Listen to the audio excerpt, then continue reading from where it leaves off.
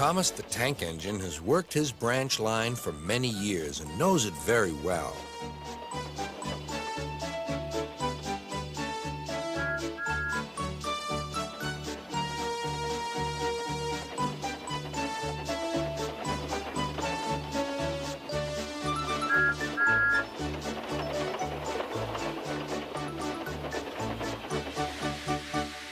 You know just where to stop, Thomas, laughed his driver. You could almost manage it without me. Thomas had become conceited. He didn't realize his driver was joking.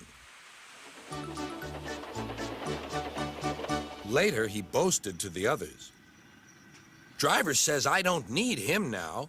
Don't be so daft, snorted Percy. I'd never go without my driver, said Toby earnestly. I'd be frightened. Puh!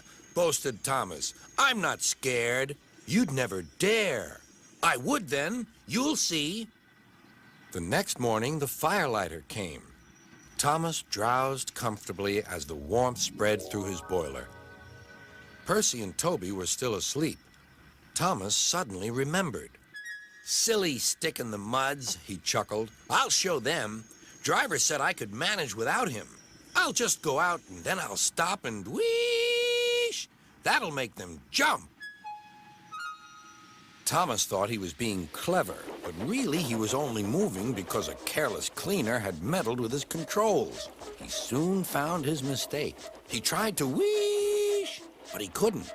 He tried to stop, but he couldn't. He just kept rolling along. He didn't dare look at what was coming next. There was the station master's house. The station master was about to have breakfast. Horrors, cried Thomas, and shut his eyes. The house rocked, broken glass tinkled, plaster was everywhere. Thomas had collected a bush on his travels. He peered into the room through its leaves. He couldn't speak.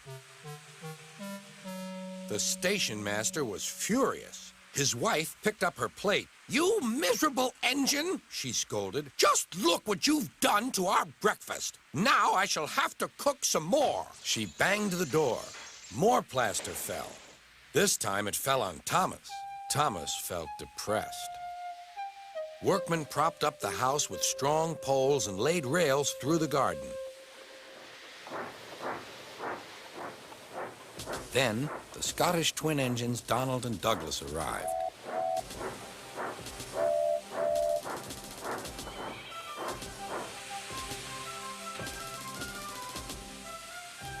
Dinna fash yourself, Thomas. We'll soon have you back on the rails, they laughed.